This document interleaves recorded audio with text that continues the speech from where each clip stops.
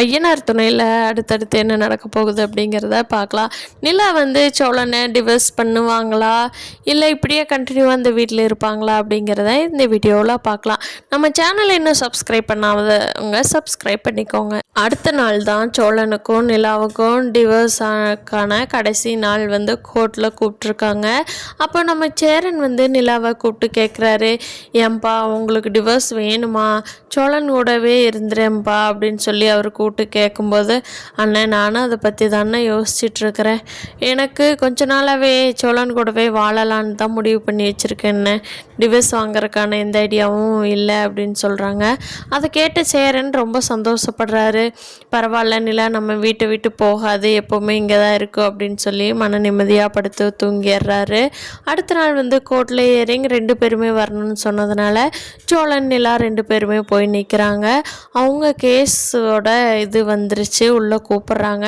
கூப்பிட்டு ஜட்ஜு கேட்குறாங்க, என்னப்பா உங்கள் 2 பேர்த்துக்கு டிவோர்ஸ் வேணுமா, இதுதான் லாஸ்ட் ஹியரிங், என்ன ஃபைனல் பண்ணியிருக்கீங்க, இன்னொரு 4-5 டைம் எல்லாமே கவுன்சிலிங் போயிட்டு வந்திருக்கீங்க, இப்போ நீங்கள் சொல்ல போகிறது தான் ஃபைனல் முடிவு தம்பி, இன்றைக்கோட கேஸு முடிய போகுது அப்படின்னு சொல்லி உங்களோட முடிவு என்ன அப்படின்னு கேட்குறாங்க.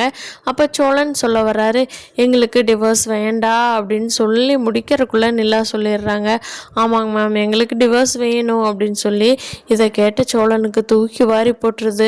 நிலா கொஞ்ச நாளாகவே நம்ம கூட ரொம்ப நல்லா தானே பழகிட்டு இருந்தான், அப்புறம் ஏன் டிவோர்ஸ் வேணும்னு கேட்குறான் அப்படின்னு சொல்லி சோழனுக்கு பயங்கர கன்ஃபியூஸாக இருக்குது. சோழன் என்ன பண்ண போகிறாரு, நிலா என்ன பண்ண போகிறாங்க அப்படிங்கிறதெல்லாம் மனசுக்குள்ளே ஓடிக்கிட்டே இருக்குது சோழனுக்கு.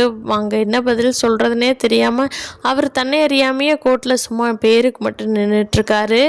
காரணம் என்னவா இருக்கும் அப்படின்னா, நிலா வந்து வானதியை எங்காவது தனியாக மீட் பண்ணியிருக்கலாம். அப்போது வானதி இருந்துக்கிட்டு, நிலாக்கா உங்களால தான் எனக்கும் பாண்டிக்கும் பிரச்சனை வருது, நீங்கள் இந்த வீட்டை விட்டு போயிட்டீங்கன்னாவே பாண்டி உங்கள் பிராணத்தை பாட மாட்டான், அப்புறம் என்கிட்ட நல்லா பேசுவான், அதனால் நீங்கள் தான் எங்கள் லவ்வுக்கு பிரச்சனையாக இருக்கிறீங்க அப்படின்னு வானதி ஒரு வேளை சொல்லியிருக்கலாம். அப்படி சொல்லியிருந்தாங்கன்னா நிலா நம்மனால அவங்களுக்கு பிரச்சனை வேண்டாம் அப்படின்னு ஒதுங்கி போகிறதுக்காக இந்த முடிவு எடுத்திருக்கிறாங்களா அப்படிங்கிறத இனி அடுத்தடுத்த நாட்களில் என்னென்ன ரிவீல் பண்ணிடலாம்.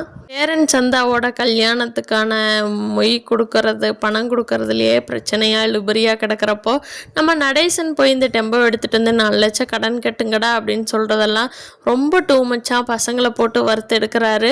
ஆனால் 1 மாதத்தில் அவரே சம்பாரித்து இந்த வண்டிக்கான அமௌண்ட்டை கட்டிட்டாருன்னா ரொம்ப நல்லாயிருக்கும்.